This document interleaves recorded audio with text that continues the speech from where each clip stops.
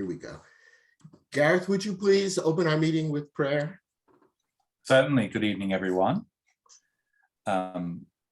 As part of our respectful approach to all traditions, we do pray from within the Christian tradition, but we also recognize that God is present and blesses all of us as we seek and yearn for racial justice and an expression of God's love in this world. Lord God of all creation, bless the creators who by their gifts make the world a more joyful and beautiful realm. Tonight we give you thanks for the life and legacy of Gordon Parks. Through his creative eye, his loving eye, we are able to see more clearly the truth around us. By his hope and vision for racial justice, by his curiosity, Gordon reminds us that all life is holy. Bless, O Lord, all who create in your image. Pour your spirit upon them, that their hearts may sing and their works may point to the truth of your justice and love. In Jesus' name, I pray, we pray, amen. Amen. I'm sorry about all the pinging, pinging. I'll mute myself. Thank you so much, Gareth. And having said that, let's begin our program.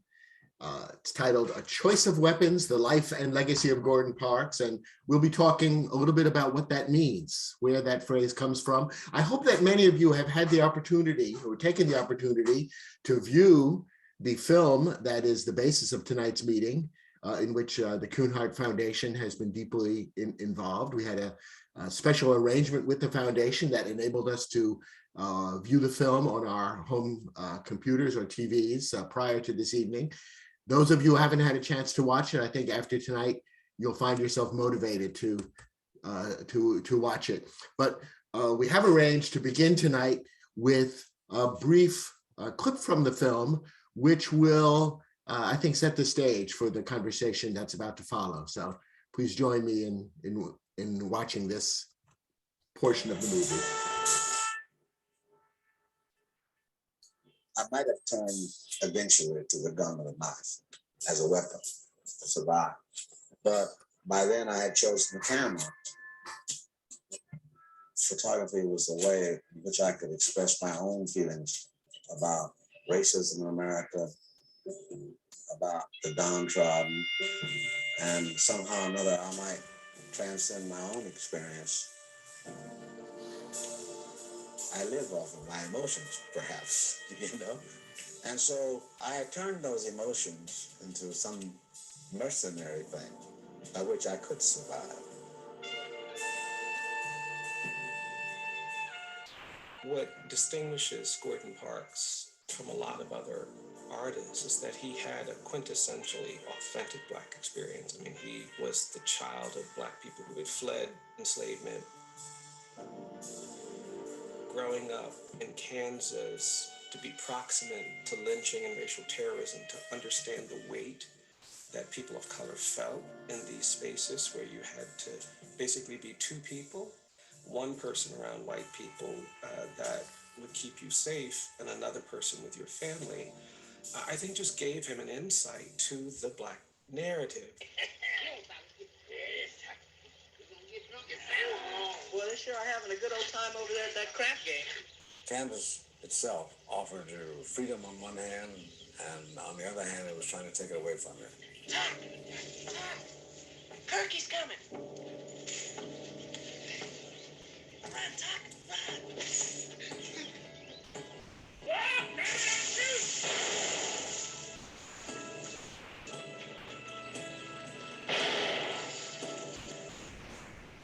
Four or five of my closest friends died from violence. About 4 people were shot to death. My mother wanted me out of there. She knew it was a dangerous place for me to live. Gordon lived a wandering life as a young person. He gets a job as a waiter on the dining car of the Northern Pacific. I had great expectations, you know. I thought I was going to conquer a new world. He had to go through getting kicked off of the trains. He had to go through hanging out with the bums. He had to go all these different forms of life. But when you're traveling around the world and you're in a place where you've never been before, the first thing that you have to do is observe. And the more you observe, the more you understand what's going on around you. He'd ride the trains and pick up the magazines and look at imagery and be informed behind that. Have an opportunity to go to different cities and under some really harsh conditions just to survive and being amongst the filth and the drunkenness and addiction. Luckily for him, he was able to get that camera.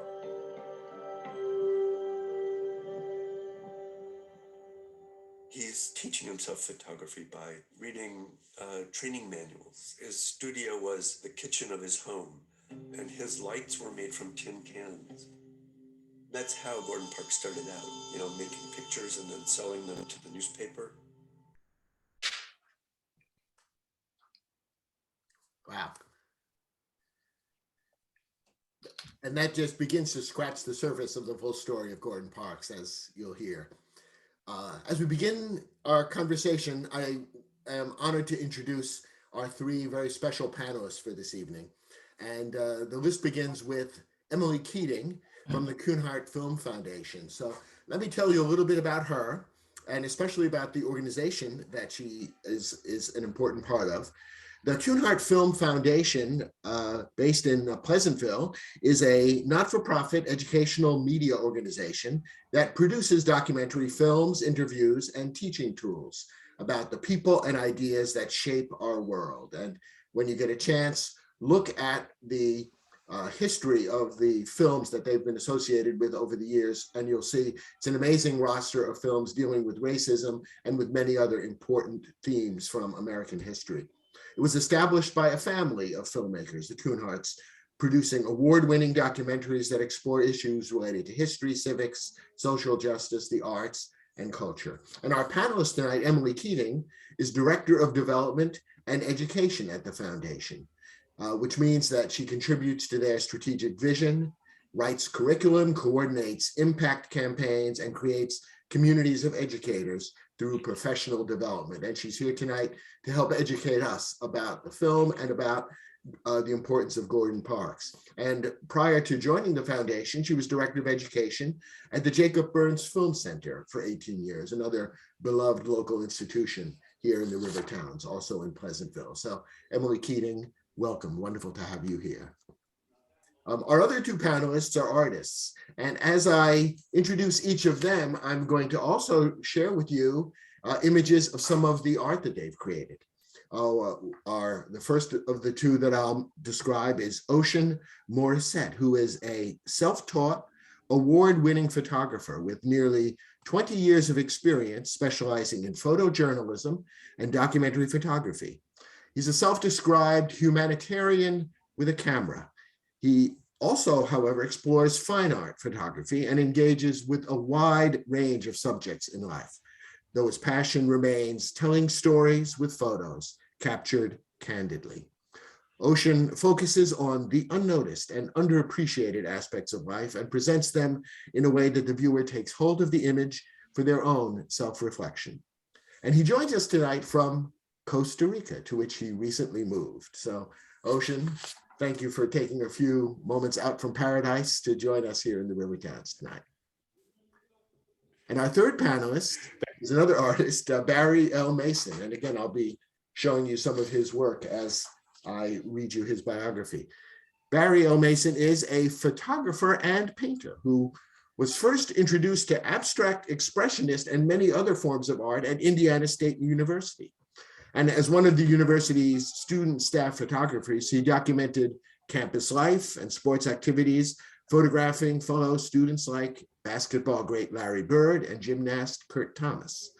ISU is also where Barry created his first abstract and large-scale works on canvas. During the early 1980s, he continued to shape, stretch, and sculpt his canvases and wood frames. I'm going to come to a couple of examples of this painting work that he's been doing.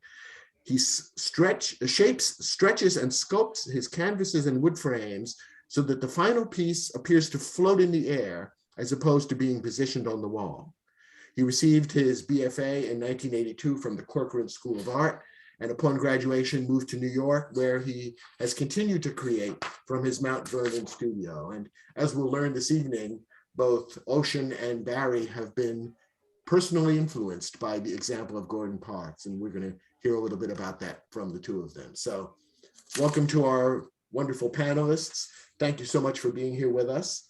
And I want to start over the next half hour or so as we talk with our panelists before we open the floor for questions.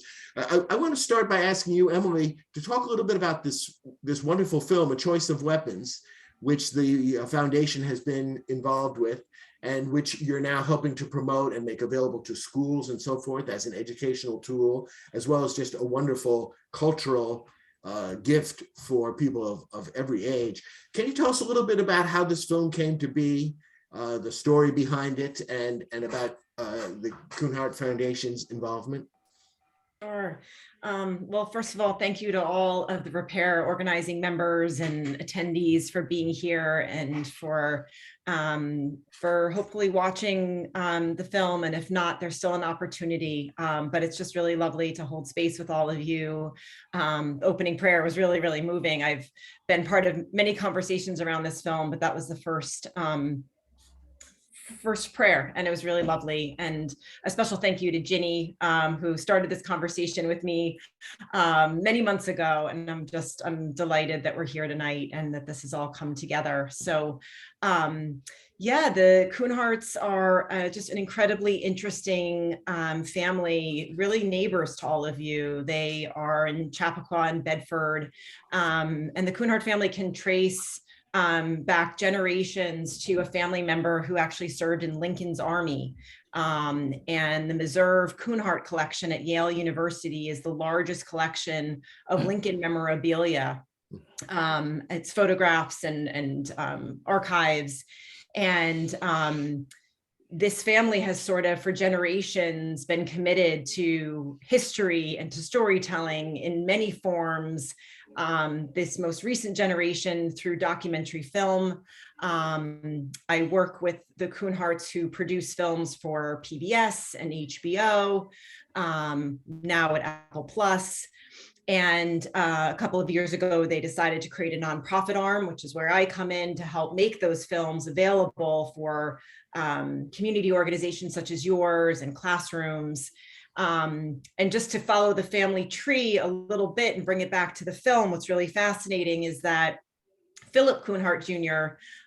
Was a managing editor. So we go back now like a generation, was managing editor at Life magazine and was the person who hired Gordon Parks as the staff photographer.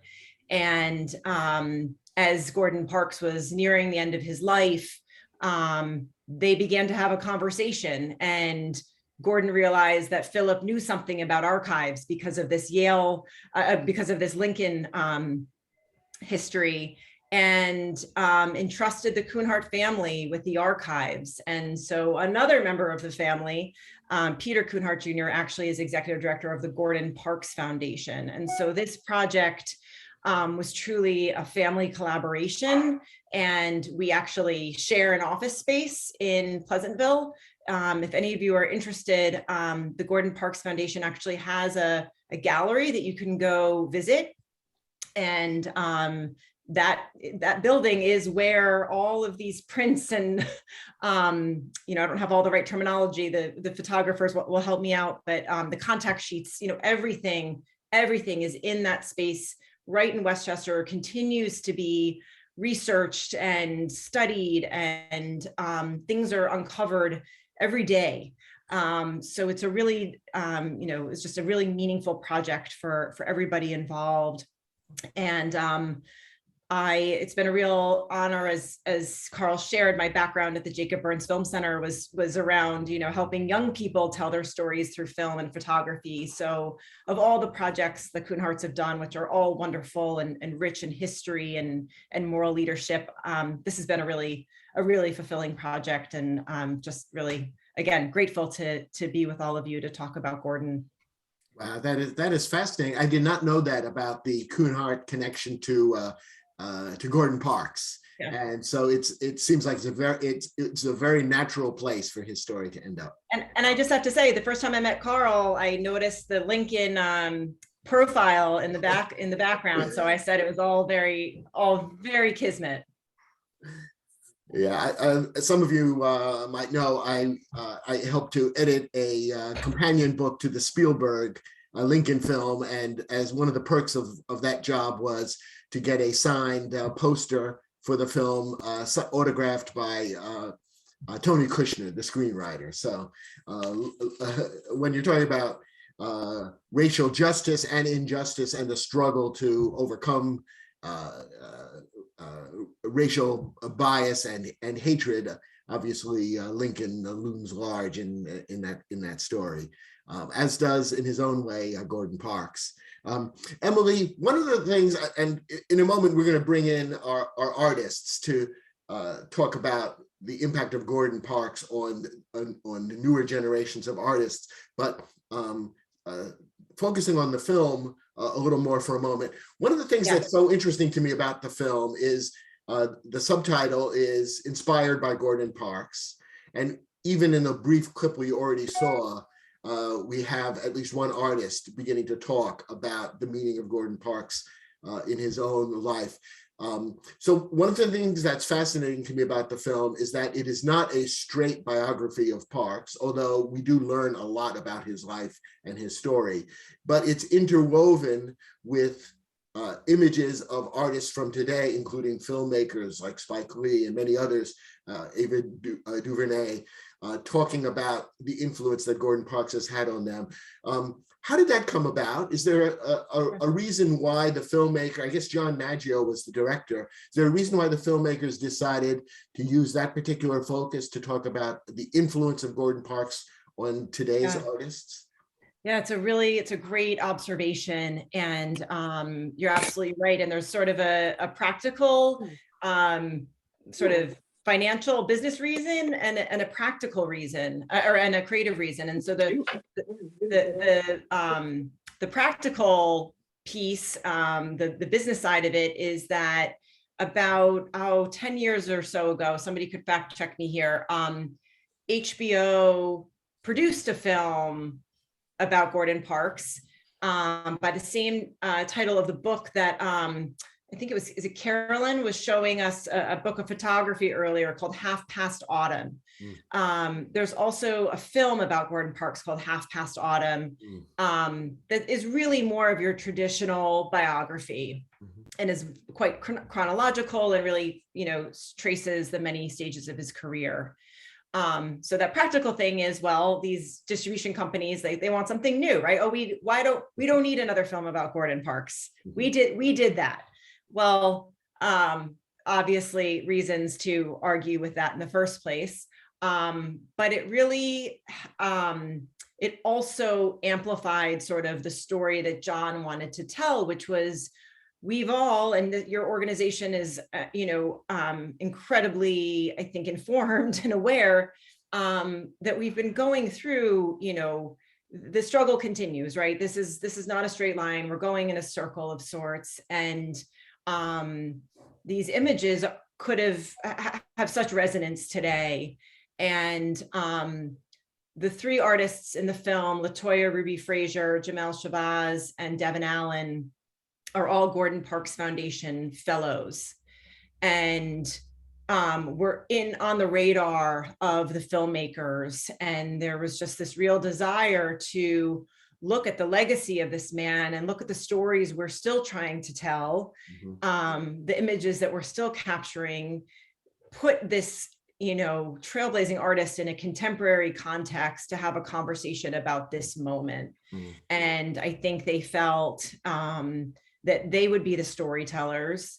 They would help tell Gordon's story, and that we would really, again, make him part of a very contemporary conversation as opposed to a sort of historical film.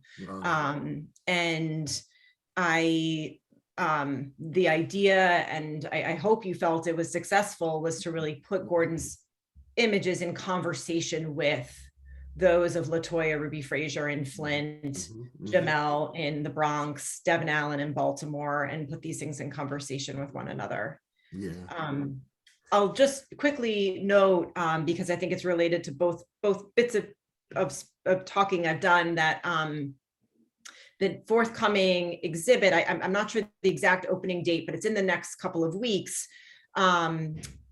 The next show at the Gordon Parks Foundation Gallery, and thank you to whoever is sharing those details in the chat, is actually going to be of LaToya Ruby Frazier's work. So I know I'm really looking forward to that, and will really be worth a visit. Oh, that is great. And I will mention that after this meeting, in the next couple of days, we will be sending out to everyone who receives our newsletter a follow-up email with a list of events and resources and connections and ways to continue to learn more. So those who are going to have a hunger to want to learn more about Gordon Parks and about his impact today will have the opportunity to do that. I do want to I want to jump right now to one more brief clip that we're going to show, because I think this is a very natural segue to where our conversation is now going, talking about the legacy on artists of today of Gordon Parks, because this is a shorter clip from the film which talks about what made Gordon Parks' unique vision so important in the time and place when he was active as an artist. Gordon's photography forms a foundation for a visual narrative of Black Americans seen through Black eyes. If you look at it and date it, you see the evolution of the civil rights movement. I have the pleasure to present to you Dr. Martin Luther King. If you look at his photographs, it's a great chronological record of what the 20th century was about for Black Americans. Gordon made us visible to people in a way that no other photographer could have done it. He came from the community, and that was always obvious.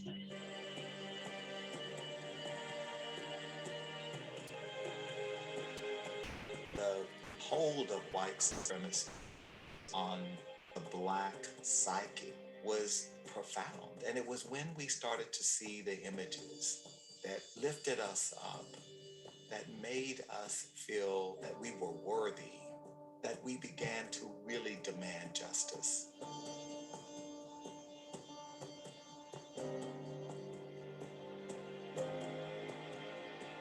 And so Gordon Parks was a warrior for justice. And we saw briefly there Muhammad Ali, of course, being photographed, and there was almost no major Black figure in the 50s and 60s and 70s that Gordon Parks didn't capture on film, often with some of the most memorable images. And Barry, I sneaked in this photo of you with Gordon Parks. Yes. Because what I'm hoping you'll do for us now is perhaps talk a little bit about how that photo came to be, and maybe you can begin our conversation about the impact of Gordon Parks on the artists of today by telling us a little bit about your connection with him in terms of his art, what it has meant to you, and how it has helped to shape the kind of work that you're doing. Okay, well, first of all, about that photo, how that came to be was, it was, I think probably a year, maybe 2 years, maybe been the same year he passed away, I'm not for sure. But anyway, I just happened to be out riding my bike. I live in Mount Vernon, New York.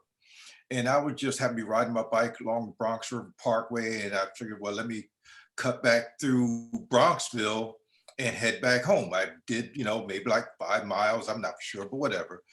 And I saw a sign out in front of a gallery, Objects and Images Gallery in Bronxville, New York, saying Gordon Parks opening at like 6 o'clock, what have you.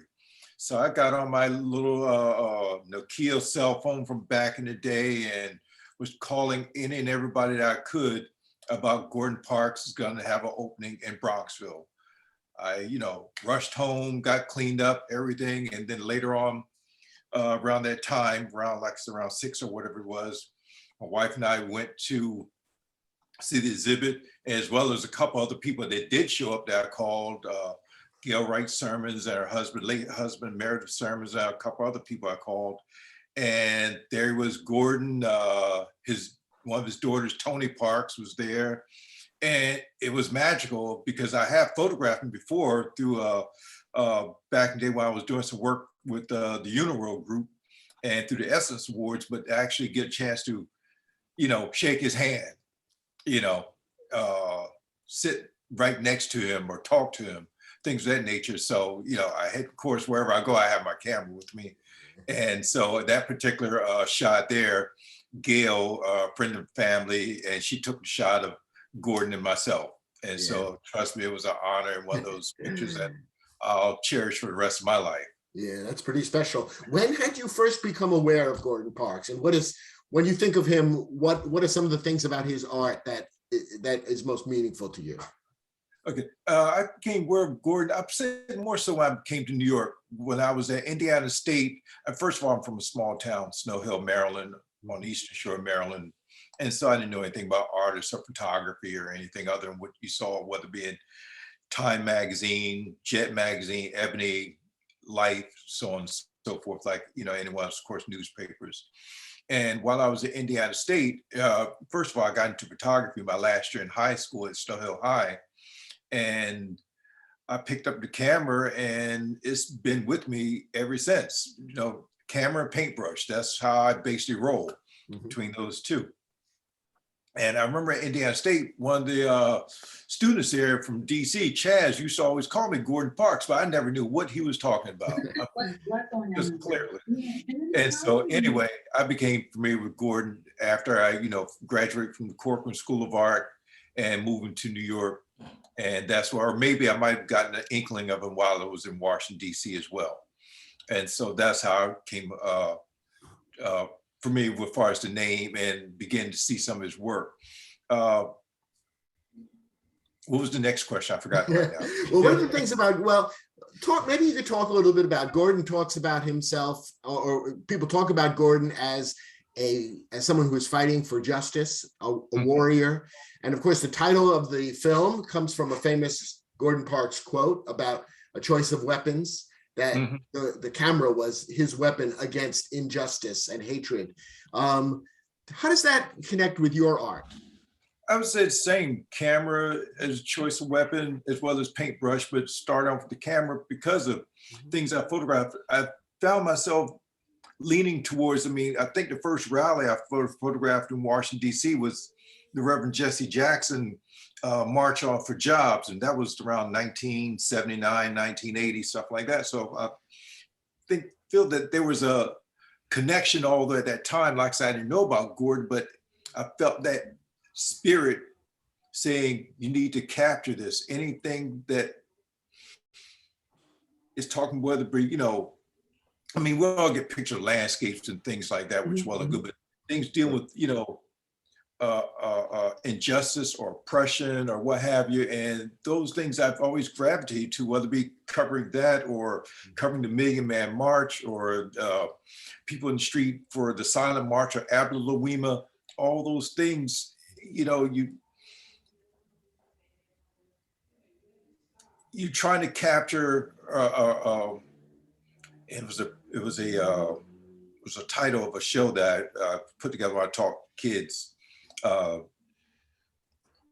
capturing essence of time, taking that picture, because what we see now and what Gordon did and what Ocean's doing and so many others, 100 years from now, people are going to be looking back at these photos, and this is going to be telling our story, telling our history, telling everything of, what went on in 2022, 2019, 1998, whatever it is. And so when I'm out with my camera, I'm trying to capture that moment, capture it, to freeze that frame of that split second or 100th of a second, whatever it is, of a rally, of a flower, of a child, whether it's smiling or in despair or whatever it is.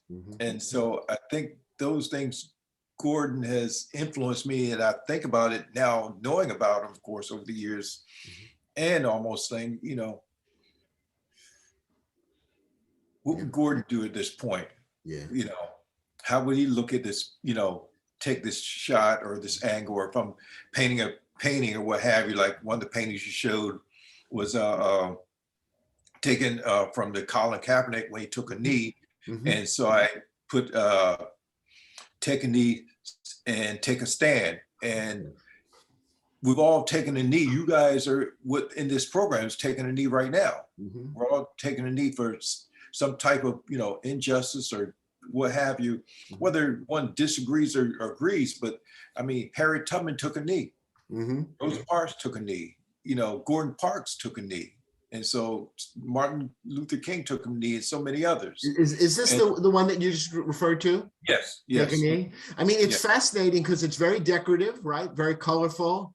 I think someone could look at this and just say, oh, wow, this is just a cool image. And yet it does have a social meaning beyond the beauty. Yes, and there's little pieces of the template of the Colin Kaepernick. I've made it in different colors because I didn't want for this one here do like a stencil of just a Black person take a knee. I have different colors of different ethnic groups, races, so on and so forth, taking a knee. And even in there, just little, and you can't see it here, I think far as a bell, because when Dr. Martin Luther King said, "Let freedom ring." And so that's in there, and so many other things that's in this painting. And, you know, of course, my words stand up, and other little words I think I have down towards the bottom of the painting there, enough, things of that nature. So, wow, so you can look at it for a second and just say, wow, this is pretty. But the more you look at it, the more these deeper meanings start to come out. Yes, yes, yes. That's pretty interesting. Thank you for that. So Ocean, you and I met last week, you told me a little story about how you first got to be with Gordon Parks, which was an interesting little story. I don't know if you want to share that, and then maybe talk about whether Gordon Parks has had an influence on your work as well. Yes, sure. And thank you to everyone, to you, Carl, and everyone here for having me tonight. You know, it's always kind of a weird thing when people ask me to talk about my work, because one of the reasons why I'm a photographer is because the pictures are telling the stories, are communicating. So, but I'll do my best job here. Well, I first got to know Gordon Parks around 2000 or 2001. I had just discovered photography, and how I came into photography is somebody gave me a camera for my birthday. I had no aspirations of being a photographer, not even thinking about it. Yes, I had cameras. I had a Polaroid camera. You know, we all had a camera in the family, things like that. But once somebody gave me that Canon AE1 35 millimeter film camera, it opened up a whole new world for me.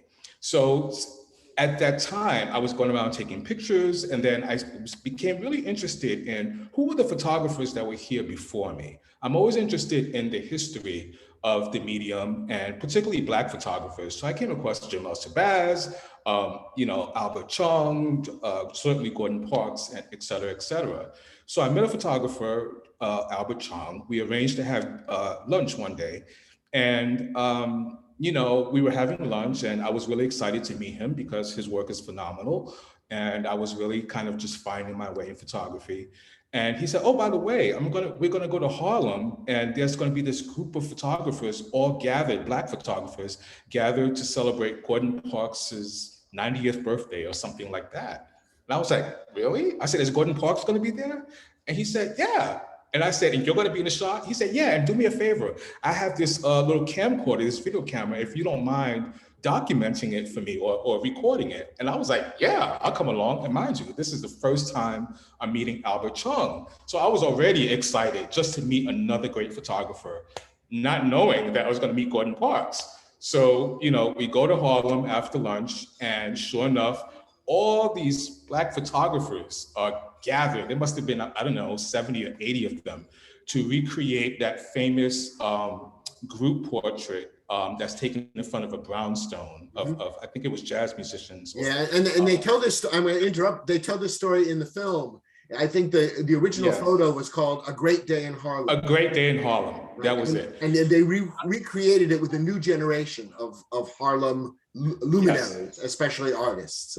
Yes. So this was really focused on Black photography, and the photographers were gathering and setting up, and suddenly this long stretch Black limousine pulls up, and then the first thing I see I see a shock of white hair.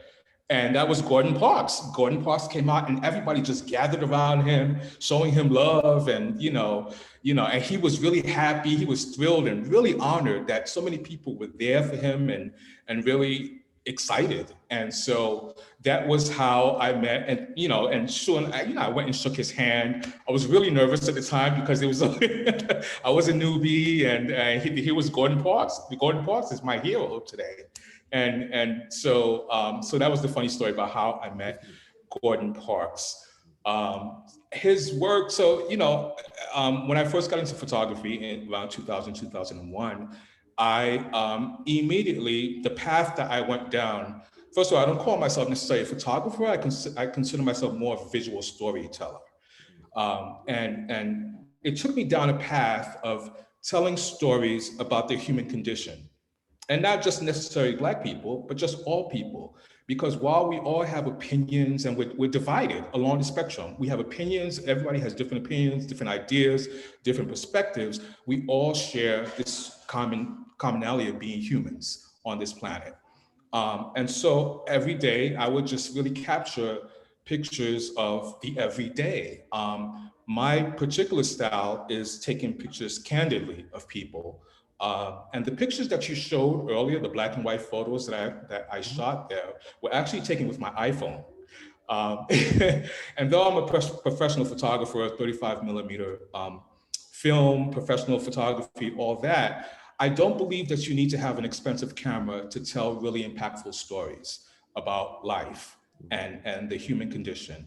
And so I went around and I started doing that, really trying to bring people together around my work, around this understanding of life, of what it means to be human, what it means to be Black in America, even if you're not, even if you had no understanding whatsoever, or you don't have anybody in your community who you know who is Black, telling those stories that really make you sit and think and process and try to understand and put yourself in someone else's shoes. The film is called The Choice of Weapons. And I firmly believe that, yes, photography can be used as a weapon against injustice, but my personal story is around why that quote resonates with me so much is because in 2011, I was diagnosed with stage 4 cancer. And so I did the whole round of chemotherapy, radiation, all that stuff. And I was doing chemotherapy, hoping for a cure. I didn't know whether I was going to live or die. There was so much uncertainty swirling around me, but photography was the one thing that I know I did well. And then one thing that gave me a sort of, it kept me consistent, it kept me centered. And so therefore I used photography as healing, as therapy, but also, using it to battle cancer. Because I couldn't just rely on medication alone. I needed to do something and participate in something that I loved, that fed my soul, that nurtured my spirit. And so that quote really resonated to me because I believe, and I always tell people to this day, yes, I did chemotherapy and radiation, but photography is what really helped me beat cancer. And so and so since then, Gordon Parks, a lot of people see my work. They always make the correlation to Gordon Parks's work. I shoot a lot of black and white photography. I love black and white because of its timelessness, because sometimes when you strip away color, you can just really hone it into what the image is, how it speaks. What is it evoking? And a lot of my work is emotional in content, because I believe that no matter whatever side of the spectrum you're on, political or whatever your ideas are, we all know what emotions are. We all experience emotions as human beings. And so I find that people can relate and gather and understand my work a lot better. Wow, that's an amazing story. And it's interesting that you talk about your camera being a weapon in your own fight against cancer. Because in the clip that we saw earlier, Gordon Parks talked about how the camera, he used the word mercenary. He said it became a mercenary tool for me, by which I guess he meant he could use it in more than one way. Yes, it was a weapon against injustice and against the blindness of people who don't want to see injustice, but it also enabled him to make a good living, to be successful, to have a voice that people would pay attention to. So it served his own personal needs, as well as, hopefully helping to make the world a better place. So, using the camera to serve your needs, your hunger to create, as well as your zest for life, that seems like that's very much in the tradition of what Gordon Parks was doing, I would think.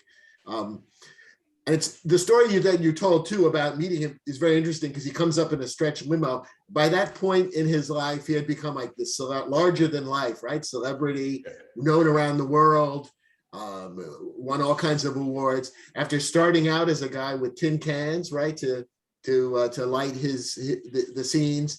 I throw this out to any member of the panel. I wonder if you could talk a little bit about Gordon's role in American art, and particularly in the aspect of American culture that is African American.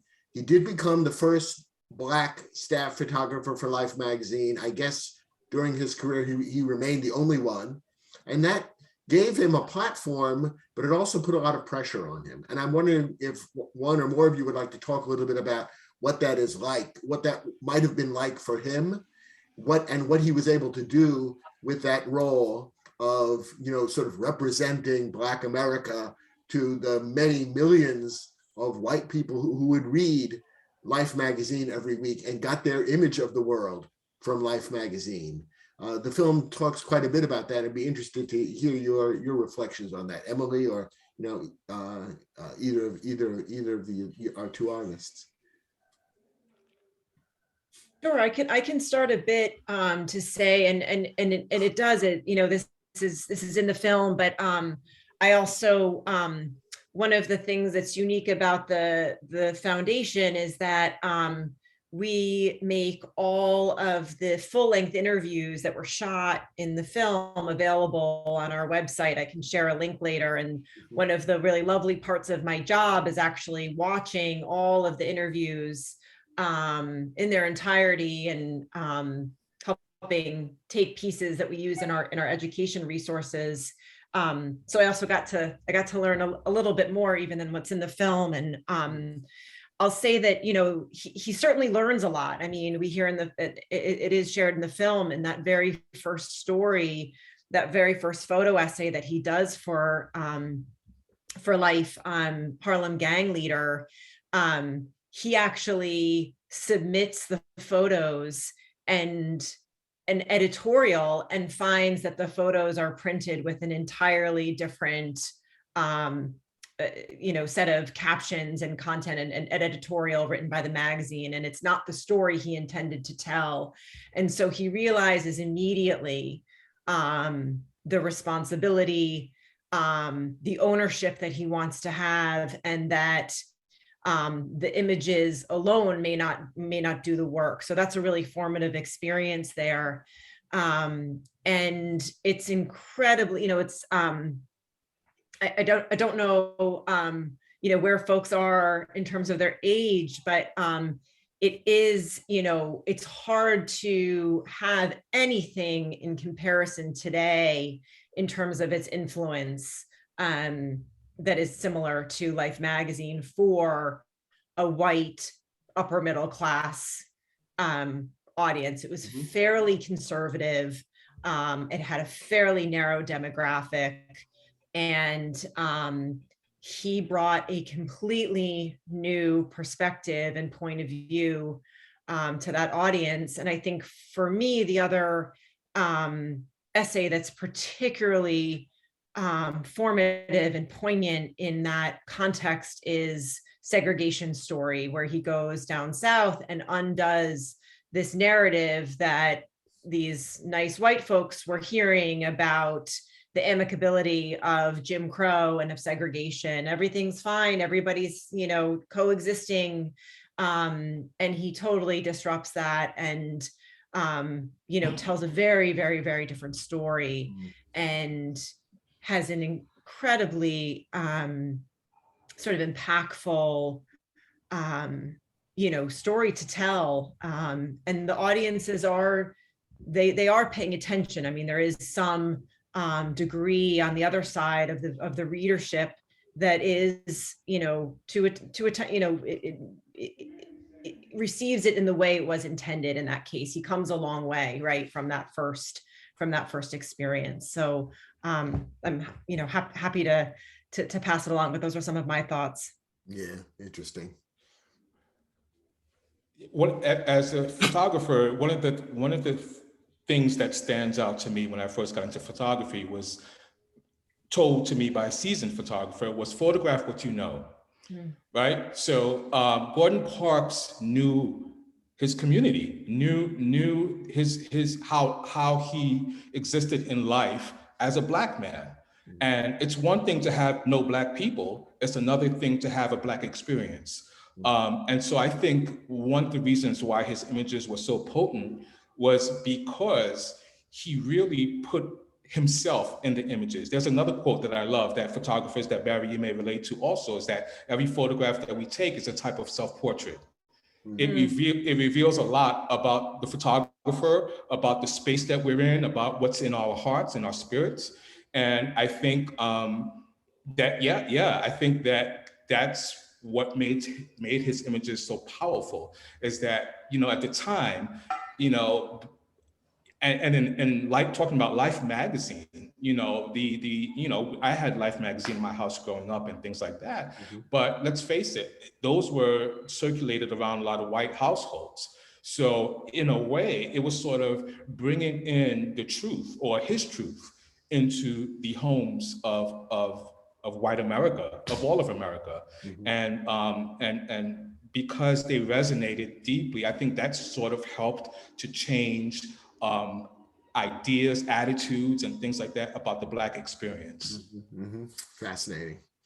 Ocean, you took the words out of my mouth when you said self-portrait. I totally agree. You know, when you have that camera or cameras in my hand, or same echoing cameras in your hand, it's like a self-portrait. You're on the front line of whatever that is in front of you, and you're capturing something. You're taking a picture that the average person may pass by, may not think twice about, but it frees that moment, and then having it right there in, you know, whether it be on the front cover of Life magazine or wherever in Life magazine or a newspaper, what have you, it makes a person, you know, individual stop and think, and then whatever, you know, the editorial part of it is, or what have you, that, you know, and sometimes there may not be any editorial at all, and that picture that's there has to say everything that's not even written. That picture, basically what Gordon did was it made you stop and look, and you read everything through that image if there was no words at all. It told everything right in there. Right. I mean, think about it. When you, Barry, you and I are photographers, you stop, something captures our attention. There are a million things in life. You can walk from point A to point B and past a million things that you can choose to photograph. Why do we stop and choose the subjects that we choose to photograph? It speaks to what we're concerned about, what we're thinking about, what we're feeling about, the stories we want to tell, how we want to present that. Even the perspective in which you capture a photograph, whether you're photographing from up here, whether you're photographing from down low, you know, because perspective means everything in photography also, but it also means a lot about life. When you change your perspective about how you view things, you can really change your life. True. That's yeah, fascinating. Go ahead, Emily. Actually, no, I think it's Janice. Oh, hey, Janice, yeah. No problem. So I had a question in particular for Ocean, but a similar question for Barry in a second. And that question is, so Gordon Parks spent a great deal of time building a relationship with many of his subjects before he photographed them. And I noticed in looking through your beautiful work that many of yours, and you brought this up also, are candids. And so I wanted to ask you a question just about process. Why do you gravitate toward candids as a way of expressing your artwork as opposed to a different method? Okay, good question. There are two reasons. One, because part of me is an introvert. The real reason is because I love candid photography because I feel like you capture authentic moments as opposed to ones that are presented to you. Even though Gordon Parks's work was powerful in its storytelling and the access that he gained to tell those stories, it also required a lot of time to develop a body of work. My approach is really photographing life and as it happens. And by presenting a candid image to the viewer is then able to take away whatever it is and create their own story around the photo in terms of how they relate to it. So that's why I really love candid photography. I love the fleeting moments, photographing on the street. It's a genre called street photography. There's a whole genre around it, and just capturing moments as they happen.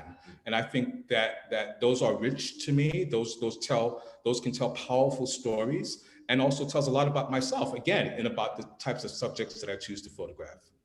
They really did, and in particular, your Subway series that I was looking at. And so an additional follow-up question, because those of you who haven't had the privilege of looking at Ocean's website yet, these photos in the subway include many people in moments of deep affection, embrace, kisses. Some are romantic, some are from families, but I have never thought of the subway as a place for that kind of an emotional content. And so here's my other question. Since those were all candids, did you go out with the intention of looking for that, or did you find it and then realize you had it? Great questions, Janice. The Subway series is probably one of my favorite series that I've photographed, especially in light of what just recently happened in Brooklyn, New York, with the shooting on the subway. I'm in Costa Rica now, but I was heartbroken, absolutely heartbroken, because I rode the subway all my life. I call it the Iron Horse. We're from Brooklyn, so we called it the Iron Horse. And it just really, all of my projects, my long-term projects, sort of developed organically. So I didn't set out to make a project about the subways. I was just riding the subways and I photograph everywhere that I go. So because I was on the subway so often, I would photograph. But yes, the subways are surprisingly very intimate spaces. It's a space where intimacy is allowed to flourish. And it was just all around me. And people felt free to display their affection for one another, whether it's lovers, couples, parents to their children, children to the parents, the way they're expressing themselves and capturing that moment that really speaks, again, to the viewer and shares and tells a sort of different. Because if we're, coming from New York, a lot of us know, maybe people who aren't from New York, always hear horrible stories about the subways. They feared the subways. And yes, there's a certain degree, there was a time that the subways were a dangerous place. It was an unattractive place. And some people probably still feel that way. But through this project, I helped to sort of dismantle that stereotype or that negative notion of the subway and people who ride the subway. Yeah. So Janice, thank you for those questions. And by the way, I remind everyone that we are going to have a few minutes for questions from you all and comments. So please do put your notes in chat because Janice is going to monitor those. And in a few minutes, we'll ask her to pull up some of those questions for our panelists. Let me quickly turn, while we have a few more minutes, because there's a couple more things I'd like to get in. There's so much more that we could say about Gordon Parks. He was a musician, a poet, a writer, but one of the aspects of his life that's very important that we haven't even touched upon yet is the fact that he was a filmmaker, a pioneering filmmaker. He made at least a couple of movies with tremendous impact, The Learning Tree being one of them, and then Shaft, the detective picture, which is associated with this term blaxploitation, started kind of a trend of movie making, and it was tremendously successful against the expectations of Hollywood. And yet, as the film explains, Gordon Parks did not get the opportunity to continue to build a great directing career, which he probably would have liked to do. And I wonder if any of our panelists would like to comment on Gordon Parks as a filmmaker, or that aspect of his life and career, what it says about him, about his evolution, or about Hollywood, or about America. The fact that he had this sort of meteoric career where he was able to make a couple of very successful, great pictures, and then the career just disappeared because Hollywood was not really interested in giving him that kind of platform. I know for me, it just shows his sense of diversity, that he just wasn't just a photographer, which was probably his starting ground, from what I know of, but he just broadened his entire spectrum, whether it be music, getting into film, and showing that he can multitask, he can diversify, he can do not only one thing, but do another thing. And not only do it, but he did it really well, better than well. He was, like I say, he was a pioneer.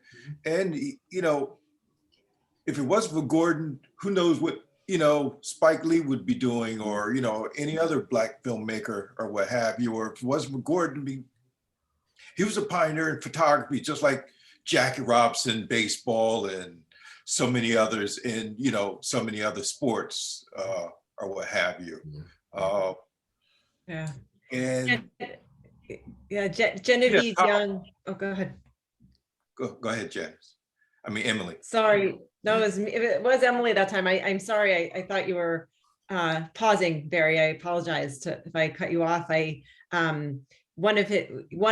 did have several wives, but one of his ex-wives, Genevieve Young, who's in the film, who she has since passed away, sadly. I hope I get this quote right. I believe she says that Gordon's religion was the expression of his talent, and that he was sort of addicted to this creative process. And I think Barry's right. Certainly on one level, if you consider the fact that Gordon Parks was a published author, a filmmaker, a photographer, and a composer, he would compose write and score the music to those films. It's just an incredibly rich collection of talents and interests, right? To want to try these things.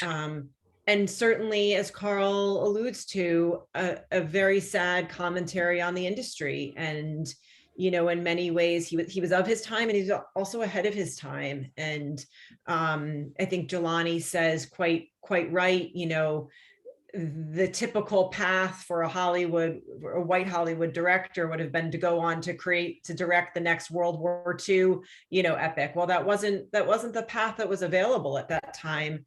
And Gordon wasn't interested in doing the same thing again, right? He didn't want to make the next Shaft film. He wanted to do something new. And so it is sort of a potentially a loss. We're not sure what might have come from him. Yeah. One of the things that was eye-opening for me, I'm not, I call myself a white person in many contexts, although my wife Mary Jo often says, Carl, get real, you're really not white, because I'm half Asian.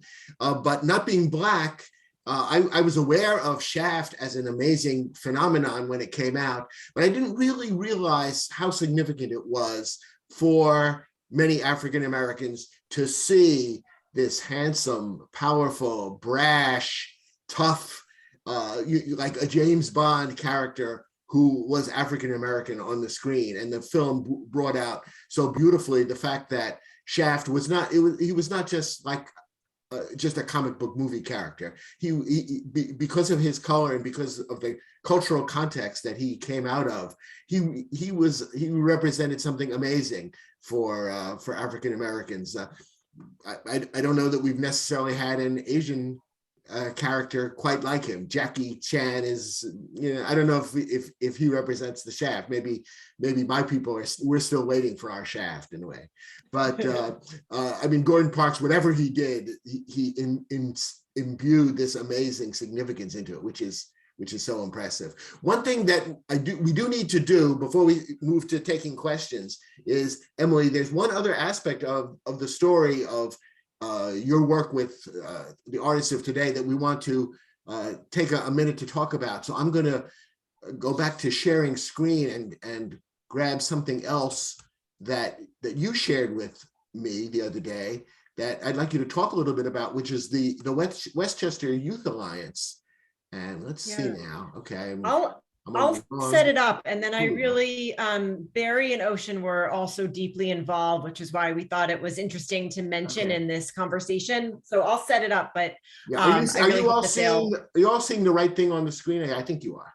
Yeah. Okay. Yes. So yes, go ahead, Emily, Ocean, Morissette, and Barry. Yeah. Yes. So this is a wonderful organization that I've known for many years, and we've worked together on other film projects. And the executive director, Nisa Geller, is actually a photographer in her own right. And in following the work of the Coon Hearts, had her eyes on this film and on this project, and knew that we would be the resources that the foundation has created. We have 6 lesson plans, and each one contains clips from the film, from the interviews, Gordon's work, of course, and the other photographers. And there's a portfolio project at the end of each lesson. And our hope was that, just as, in keeping with the title, inspired by Gordon Parks, that art teachers or out of school, community organizations, youth programs would use the film and these resources to create their own work. And the Westchester Youth Alliance was way out in front, and we were still kind of writing our materials as they got started, but they use them as a little bit of a reference, but they get all credit. And they had a group of, I think they ultimately had about 11 teens stay committed to this project. They would meet every Sunday with a teaching artist, and I believe Barry and Ocean were both guests on particular Sunday afternoons, sharing their work and guiding the students in their process. And they actually have their photographs are hanging right now in the lobby and cafe of the Bedford Playhouse. If any of you happen to find yourselves up in that area and want to see this work on the walls, it's really lovely. And we just thought we would show you, one young person's work, and how. Should I go ahead and scroll? Yeah, go ahead. This portfolio, this one that you singled out for me, which I agree with you, is really, really moving. You want to talk about it as I show the pictures, or? Yeah, I will. And, to me, this one really harkens back to Ella Watson and the work that Gordon Parks did during his time at the Farm Security Administration. Say a little bit about the Ella Watson series, because not everyone has viewed it. So, I mean, it's really his first job is under the tutelage of Roy Stryker, and learning from the photographers who are documenting the Great Depression. And he's working for the Farm Securities Administration under Roy in Washington, D.C. And yet he is drawn to, exactly as been said, what he knows, what's in front of him, what's right around him, which is this woman who is cleaning the office spaces, Ella Watson, and he begins to photograph her, and he begins to spend time with her and her family, and is really captivated by her determination, her work ethic, her family, and the most well-known piece from that time is often referred to as American Gothic, where he's making this very intentional commentary on the Grant Woods photo and sort of this notion of America and Americana. And this young woman Fariha, and I hope I'm pronouncing that correctly. I did meet her that evening. She decided to create a photo essay about the people working in her school, the bus drivers, and you can go through here a little bit, Carl. And wanted to know their stories, and wanted to help other people understand that they have a story, that they have these lives outside of school and within school, and that she and her classmates are walking past them, right, each day, and wanted to make them visible. And I felt like it was a really beautiful project. And I thought she did a really lovely job. And each of the students did very different work. But this one really was personally sort of meaningful to me. So please, like I said, Barry and Ocean, if you want to add anything, since you got to work with the students directly. Yes, well, likewise, I mean, I've worked with the students, but especially her, because at the time, Nisa had put me in like different groups, and Fariha, hopefully I'm saying the name correct as well, was mentioning what she wanted to do and everything. And then actually seeing the works of her works as well as all the other students' works on the wall, I think it was really phenomenal. But yes, I felt, a really close connection of what she was doing because of her pieces being, when I'm photographing people or what have you, whether it be in the street or whether I'm covering an event, I want to make them feel comfortable, because if they're not feeling comfortable, you're not going to get a great image. And so I try to make myself almost like we're family here.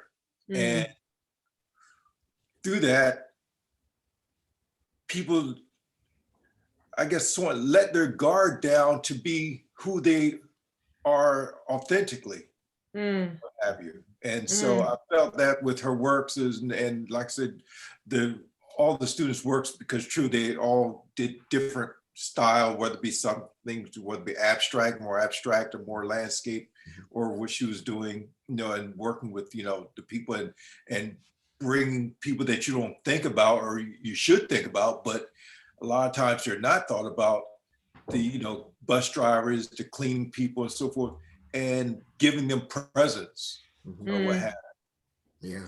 And I deal with that myself, that I take pictures at Horace Mann School, and not only photograph students, but I'm photographing the cleaning people. I'm talking to the cleaning people, to the president or the headmaster of the school, and so, yeah. And in this time of COVID, we're finally starting to talk about people like that as essential workers, which they are, and to actually treat them as if they are essential and as if they are real people. Is sadly, it's still a breakthrough for most of us, but that's what artists can help us do, is to see the realities around us. Just to piggyback on what you just said, Carl, I think, and it was great working with the students at the Westchester Youth Alliance. I think if you're photographing people in whatever situation it is, it's really important to humanize your subjects. There's a way to photograph people that's making mockery, and then there's another way to photograph people that really preserves the human dignity in them. And I think that that's what I try to convey to the students, and also just to give inspiration, because as an artist, that's our fuel. That's what keeps me going.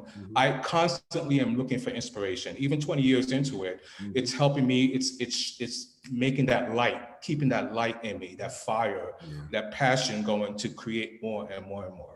Wow. To me, it's amazing to think that, Gordon Parks inspired generations of artists like the two of you. And now, thanks in part to this film and to the work of all three of our panelists, another generation of artists is discovering Gordon Parks, learning from his example, and taking his philosophy and his way of seeing the world into new dimensions, using new technologies and developing new messages for the future. It's to me very inspiring. Janice, are there some questions or comments from chat that that we should bring to the group's attention? Sure. Well, Barry, we didn't get to ask you a little bit more about your process. And one of the questions that kind of came forward is, you're both a photographer and a painter. Mhm. And yet when you are painting or when you are a photographer, you are both presenting yourself and you're an activist, both things. What's the relationship between your photography and your painting? How do you decide, I'm going to paint this week or today or this half a day, and no, I'm going out and taking pictures? Or do pictures sometimes inspire your paintings? How do the two work together? I think they're just both intertwined. I mean, my photography I do daily because, like, so I'm a staff photographer at Horace Mann School, and so my camera I'm shooting daily there. But even when I wasn't on staff there, I was still always out taking pictures. It's just, I guess, a part of my DNA. And likewise, it being in the studio and turning my table saws on and shaping my stretchers. It's not like I put one above the other or what have you. The only thing I might give the painting the edge is because the fact that nothing is there. Where photography, something is there, a tree is there, a person is there, but the canvas is totally blank. And so nothing is there in that, but that's just a small, slight, but at the same time, that scale can tip, both ways. But it's just one of those where, I can photograph all day during the day. And after this meeting is over tonight, I may be in the studio working on one of my 2 or 3 paintings. I work on like 2 or 3 or 4 paintings at one time or what have you there. At the same time, I come back and begin editing photos that I've already shot earlier in the day.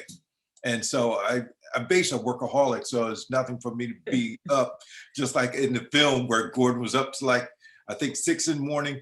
It's nothing for me to be up till 2 in the morning, something like that, get a few hours sleep, and I'm back at it. I remember my youngest sister asked me years ago, and first time someone ever asked me that, because she had called me and, I think I was editing some photos or stuff like that.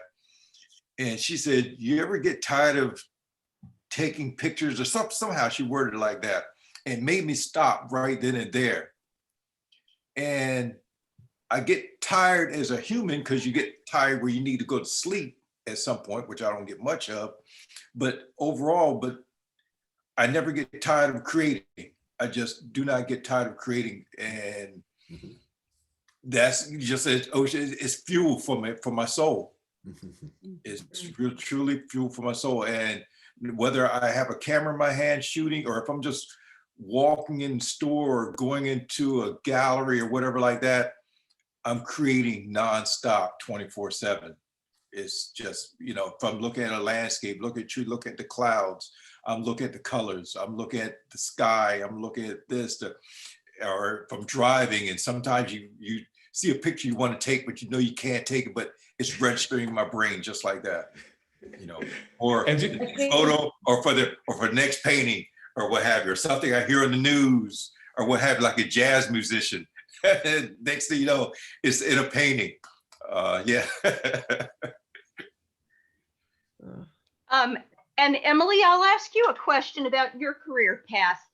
Given your skill set, you could have worked in any number of fields, but it seems like you've spent your entire career so far in nonprofits and in film education.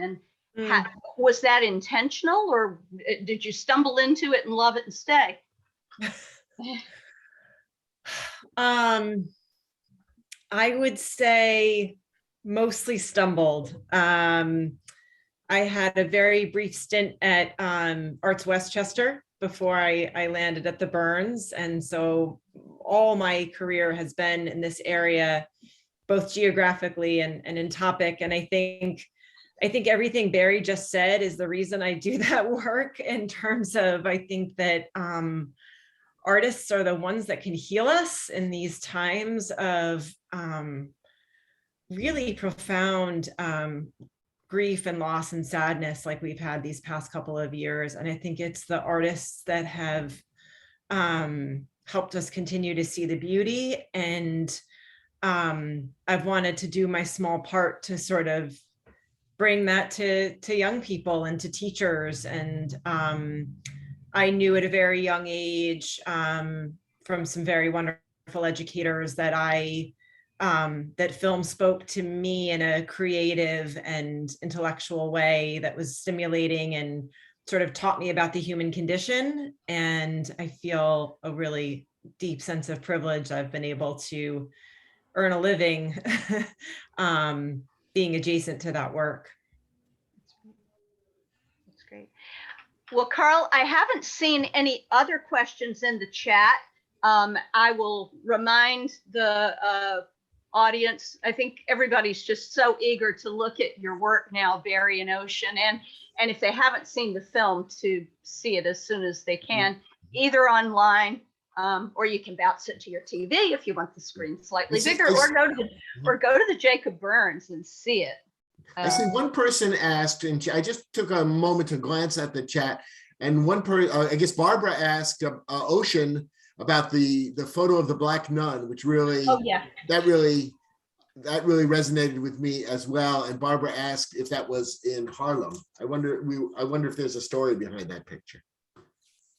That photo was taken in Harlem, and I don't know if anybody noticed the figure in the background. Yeah, the reflection, right? The reflection of the young boy walking across. He was almost like a ghost figure. So in that moment, I immediately, and again, shooting fleeting moments to tell stories, you really have to be quick on your toes, and this story almost comes into my field of view. But there was this Black nun, which I hadn't seen in a long time. I went to Catholic school, but I didn't see even many Black nuns. And she looked like she was in prayer, but in the background, there was this ghost figure of a young boy walking by, and and in my mind, I think I captioned it when I shared it, praying for lost souls. And so again, these aren't the real stories that are happening, but it's sort of my reflection on life and what is happening and what my thoughts are. I'll add one thing. There were a few people who had to come in late, and I will remind those of you who didn't hear it, the Gordon Parks Foundation address is 48 Wheeler Avenue. It is open Wednesdays through Fridays, 10 to 4. And you can see the works of Gordon Parks, but also other artists, including fellows. Latoya Ruby Frazier has a show that will be there soon. And if you've seen the film, she is interviewed and her work is shown within the film. Thank you for that, Janice. So this has been, we're getting close to 9 o'clock, and it's a school night, as we call it. And we do try to respect time limits and close up shop by 9 o'clock. So let me do this. I'm trying to share my screen again because I want to, of course, thank our amazing panelists, Emily Keating, such wonderful work that you're doing with the foundation, Ocean Morissette, Barry L. Mason, wonderful artists, different styles, a sensibility that's unique in each case, and yet some shared sense of what art can do. And you're both producing stuff that is so interesting and so worth revisiting. So here is some contact information for our two artists, for those attending today who might be interested in learning more about their work. And as I said earlier, we will be sending out a follow-up email newsletter in which we'll provide these links, as well as links to much more information about Gordon Parks and the film, because I think a lot of us are going to want to follow up and learn more. So thanks from me to Emily and Ocean and Barry, and I'm sure everyone who's attended tonight would join me in those thanks. And I want to ask Gwen Fair to go through our final comments for the evening before we before we say goodnight? Gwen, you're there, right? Yeah, can you hear me? Because I was having trouble. Yes. Yes. Yes, we Okay. hear you. I wanted to say to tell everyone that the next repair meeting is May 18, Wednesday, May 18. It will be the struggle for climate justice, which is a follow-up on our successful January meeting on environmental justice. And this May meeting will be focused on how climate change is impacting different communities in our area. And it will hopefully help us create some equitable solutions. And also a reminder, as Carl mentioned, the newsletter. So please sign up for it, info@repairrivertowns.org. You'll get all sorts of resources. As you mentioned, you'll find out about our upcoming meetings. Please look at our Facebook page, Repair River Towns. We have a lot of different resources on that, national, local, and things about our programs as well.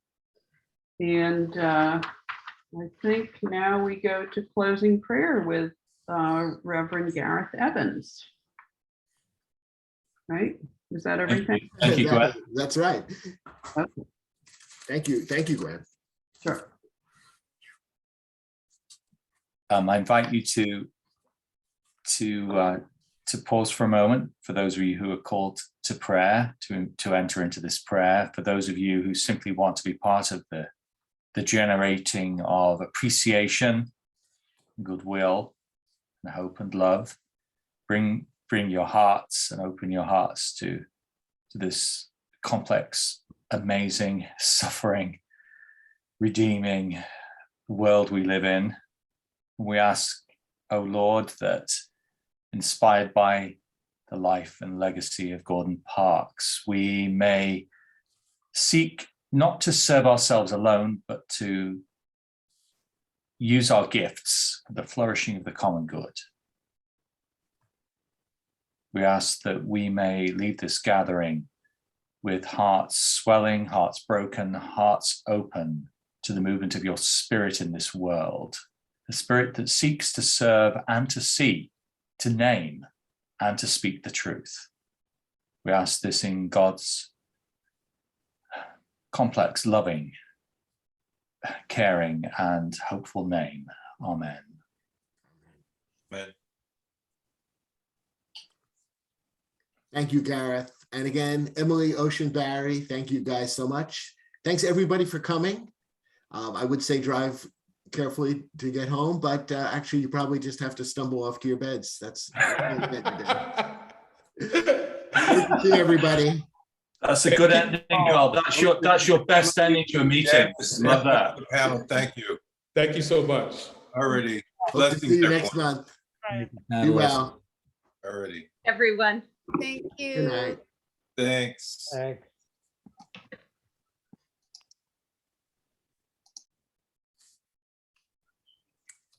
Thank you, Carolyn. Hi, Laura. Good to see you. Hi, Carl. How are you? Very good.